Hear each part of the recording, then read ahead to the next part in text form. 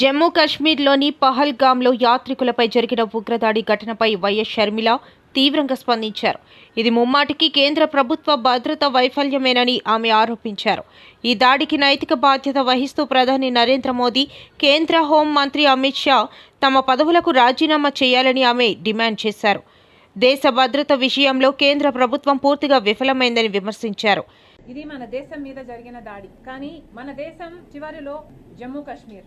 ఈ మధ్య కాలంలో మోడీ గారు ఇక్కడ శాంతి భద్రతలు చాలా బ్రహ్మాండంగా ఉన్నాయి అని ప్రజలను నమ్మించడానికి అక్కడ అడ్వర్టైజ్మెంట్స్ కూడా మోడీ గారే స్వయంగా టూరిజం చేస్తున్నట్టుగా ఒక క్యాంపెయిన్ లాగా నడిపితే టూరిస్టులు వెళ్లే పరిస్థితికి ఇప్పుడు జమ్మూ అండ్ కాశ్మీర్ చేరింది. మరి అలాంటి ప్రాంతంలో సెక్యూరిటీ ఎలా ఉండాలి? కానీ సెక్యూరిటీ ఎలా ఉంది? దీన్ని సెక్యూరిటీ బ్రీచ్ అనక మరి ఏమనాలి? సెక్యూరిటీ ల్యాప్స్ అనక మరి దీన్ని ఏమనాలి? నిఘా వ్యవస్థ అక్కడ లేనే లేదు. ఒక కన్ను వేసి ఉంచే వాళ్ళు అక్కడ లేనే లేరు. ప్రొటెక్షన్ కోసం ఉండాల్సిన సెక్యూరిటీ కూడా లేరు. దీన్ని ఏమనాలి? దీన్ని సెక్యూరిటీ ల్యాబ్స్ అనక, సెక్యూరిటీ ఫెయిలియర్ అనక దీన్ని ఏమనాలి? మరి దీనికి కారణం ఎవరు? ఉగ్రవాదాన్ని కంట్రోల్ చేయాల్సిన బాధ్యత ప్రధానమంత్రికి, హోం మంత్రికి, అమిత్ షా గారికి లేదా? మేము చౌకీదార్ అని చెప్పుకుంటున్న బీజేపీ పార్టీ మరి ఈ రోజు దేశానికి చేసింది ఏమిటి? ఈ రోజు ఇంతమంది అక్కడ చనిపోయారు అంటే దానికి కారణం బీజేపీ ప్రభుత్వం కాదా? సెంట్రల్ గవర్నమెంట్ కాదా? మోడీ గారు కాదా? అమిత్ షా గారు కాదా?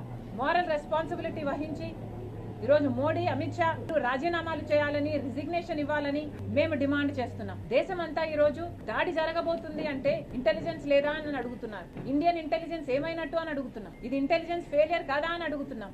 దేశ భద్రత కోసం పని చేయాల్సిన ఇండియన్ ఇంటెలిజెన్స్ దేనికోసం పనిచేస్తుంది? దేనికోసం వాడుకుంటున్నారు మోడీ గారు? ఈ రోజు ఇండియన్ ఇంటెలిజెన్స్ అంతా బీజేపీ గవర్నమెంట్ కు వ్యతిరేకంగా ఉన్న వాళ్ళ మీద ప్రయోగిస్తున్నారు. వాళ్ళ గొంతులు అణచివేయడానికి, అపోజిషన్ పార్టీస్ ని ఏం చేస్తున్నారు అని వాళ్ళని ట్రాక్ చేయడానికి, లేదా క్రిస్టియన్ మైనారిటీలకు గానీ, ముస్లిం మైనారిటీలను గానీ వాళ్ళని అణిచివేయడానికి, దళితులను అణిచివేయడానికి బీజేపీకి ఎక్కడ అపోజిషన్ ఉంటే దానికి సంబంధించిన ఇంటెలిజెన్స్ ఇవ్వడానికే ఈ రోజు ఇండియన్ ఇంటెలిజెన్స్ పనిచేస్తున్నట్టు లేదా? ఇంత ఘోరంగా ఇంటెలిజెన్స్ లో విఫలమయ్యారు, సెక్యూరిటీ విధించడంలో విఫలమయ్యారు అంటే వీళ్ళంతా ఇంకా అధికారంలో ఉండాలా? మేము చౌకీదారులు అని చెప్పుకుంటున్నారే, మరి ఏమైంది మీ పనితనం అంతా? ఈరోజు ఒక ఇంటెలిజెన్స్ నే కాదు, ఇండియన్ ఇంటెలిజెన్స్ నే కాదు, ఏ సెంట్రల్ ఏజెన్సీని తీసుకున్నా, ఒక సిబిఐ అయినా, ఒక ఈడీ అయినా, ఒక ఇన్కమ్ ట్యాక్స్ అయినా, ఎలక్షన్ కమిషన్ అయినా, ఆఖరికి సెబీ అయినా, అన్ని ఏజెన్సీలని వాళ్ళ స్వార్థం కోసం వాడుకుంటున్నారు. దేశం కోసం పని చేయాల్సిన ఇన్ని ఏజెన్సీస్ ఈ రోజు మోడీ కోసం పనిచేస్తున్నాయి. ఇది అన్యాయం కాదా అని అడుగుతున్నాం. బయట యుద్ధం కాదండి, లోపల వాళ్ళే యుద్ధం చేస్తున్నారు. మతాన్ని వాడుకొని లోపలే ఒక యుద్ధం జరుగుతుంది, లోపలే సెక్యూరిటీ బ్రీచ్ ఉంది. మరి అలాంటప్పుడు బయట వాళ్ళు అవకాశంగా తీసుకోరా దాన్ని? మోడీ గారు ప్రధానమంత్రిగా ఏం చేయాలి? మోడీ గారు ప్రధానమంత్రిగా నిలబడి అన్ని మతాలు ఒకటే, ఈ రాజ్యాంగం మన రాజ్యాంగం, దీనికి మేము కట్టుబడి ఉన్నాం, ఇన్ని మతాలు, ఇన్ని భాషలు, ఇన్ని ప్రాంతాలు, ఇన్ని కులాలు ఉన్న భారతదేశం మనది అని చెప్పాల్సిన మోడీ గారు ఒక పక్కేమో మణిపూర్ లో క్రైస్తవులను చంపిస్తాడు, ఇంకో పక్కేమో ముస్లింల వక్ఫ్ బోర్డు తెచ్చి వాళ్ళని అణిచివేయడానికి చూస్తారు. మరి ఇది కాదా అండి టెర్రరిజం అంటే? ఇంటర్నల్ టెర్రరిస్ట్ మోడీ గారే, బీజేపీయే. అదే ఆసరాగా తీసుకుని ఇప్పుడు బయట వాళ్ళు దాడి చేస్తున్నారు. ఇదే మోడీ గారు ఆయన పెట్టాల్సిన